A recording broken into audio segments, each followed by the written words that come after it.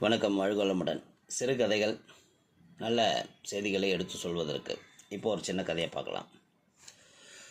சகோதரர்கள் 2 பேர் இருந்தார்கள். அதில் ஒருவன் குடிகாரன், ஒன்றுக்கும் உதவாதவன். வாழ்க்கையில் எந்த காரியத்தையும் அவன் உருப்படியாக செய்ததில்லை. ஆனால் இன்னொரு சகோதரனோ இதற்கு நேர்மாறானவன். நன்றாக படித்து நல்ல வேலையில் சேர்ந்து உயர்ந்து நிற்பவன். ஒரே பெற்றோருக்கு பிறந்த இந்த சகோதரர்கள் இருவருமே வெவ்வேறு விதமாக இருப்பதில் பலருக்கு ஆச்சரியம். இந்த ஆச்சரியத்தை ஒருவர் சகோதரர்களிடமே அந்த 2 பிரதர்ஸ்டையும் கேட்குறாங்க. ஏன் வாழ்க்கை இப்படி கேடுகெட்டு போனதற்கு, அதாவது ஒருத்தர் சொல்கிறார், என் வாழ்க்கை இப்படி கேடுகெட்டு போனதற்கு என் அப்பா தான் காரணம் என்று சொன்னான் குடிகார சகோதரன். என் அப்பா எப்போதுமே குடித்து கொண்டே இருப்பார், ஒரு வேலையும் செய்ய மாட்டார். அவருக்கு பிறந்த நான் மட்டும் எப்படி நல்லவனாக இருப்பேன் என்று கேட்டான் அவன். அடுத்த சகோதரனும் தன் வெற்றிக்கு அப்பாவே காரணம் என்று சொன்னான்.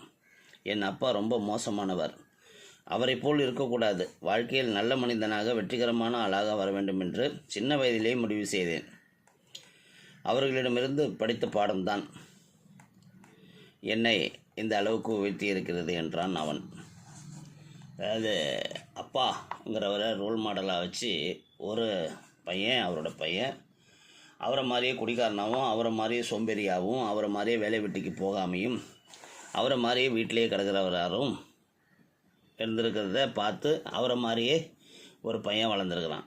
இன்னொரு பையன் அதே அப்பாவை பார்க்குறான், சோம்பேறியாக இருக்கிறாரு, வேலைக்கு வெட்டிக்கு போகாமல் இருக்கிறாரு, குடிகாரராக இருக்கிறாரு.